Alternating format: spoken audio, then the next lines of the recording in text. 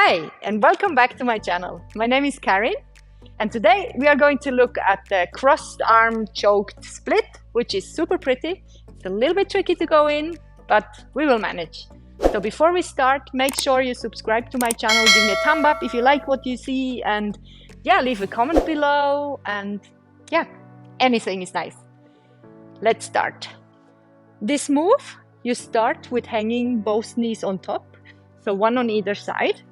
And before you continue afterwards, you should consider which is your more flexible leg. This is the leg that you want to have in the front. So have your more flexible front leg in the front, which means that the opposite hand has to be on top. I will talk you through the move, but this is already something you have to consider. For me, my left leg is more flexible, so I want to have my right hand higher up and take my left arm down. So this is something you should consider before you start. So I'm hanging both my knees in. I'm leaving my right hand up there because I want my left leg in the front. I'm taking my left hand down and it's like thumb hooked over the hoop. The fingers around like this, almost like an inverted man in the moon or some kind of support position. And then I'm unhooking my left leg and placing it in front of my face, maybe 10 past, into the hoop. This will be the place where you will have your leg for the split. So this is the first step. The next step is that you take your right leg, you pass it behind the hoop, and you place it in the strop again. Now you can lean your back slightly against the hoop. I'm leaning my back against the hoop because I will have to take my left hand and cross it, thumb down, grab the hoop. I'm leaning my back against the hoop so I have support there.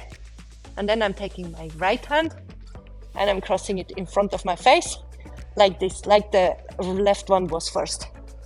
I'm going to slowly, so make sure you have a good position, you have your neck, you have your back, everything, and then you slowly release your right leg to the back.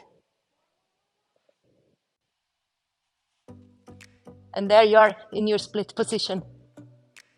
To come out, you pike your bottom leg back, you unhook your left leg, and you hook it in.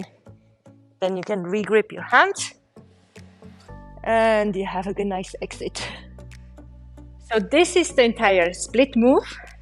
The coming in is a little bit tricky right now. You can for sure eventually find the easier way, but this feels like the safest way because you never have to release everything at the same time. So you always actually only release one body part. So when you're starting up there, make sure you know which is your front leg. You keep the other hand on top. This will be my front leg, the left one, which means you're turning your back towards the hoop and you're grabbing the hoop on the bottom, like this. The top hand stays for now. Then you take your leg, the front leg, the leg you want to have in the front, and place it about 10 past on the hoop. That's a little bit depending on your mobility, but you don't want to have it too low because it's going to be the leg that you're straightening while you do the split. Now you have this position and you feel that your back is leaning against the hoop. So you have your shoulder and your back, your lower back on the hoop. This makes you stable and helps you to change hands. So I would recommend that you first take your bottom hand and take it like this, thumb down beside your hip and grab the hoop.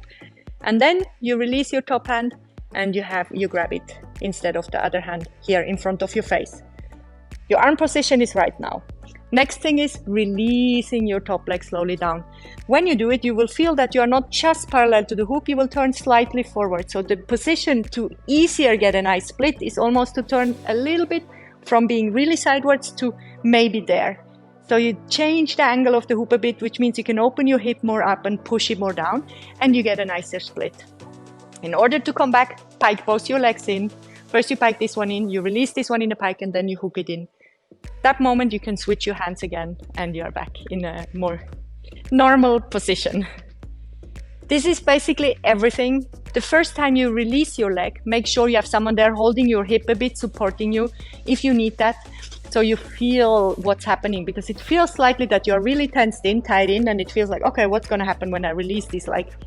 Normally it's okay, but have someone holding you a bit in case it feels too heavy, because everything is going to be on your arms and on your top leg. So this is something I can suggest you to make it easier and to feel the position before you do it yourself. Also to feel the exit, because you are kind of hanging there, strapped in, and then you should come back out. So make sure you know how to get out before you attempt it by yourself, because you are in a position where you don't want to just feel like you don't come back.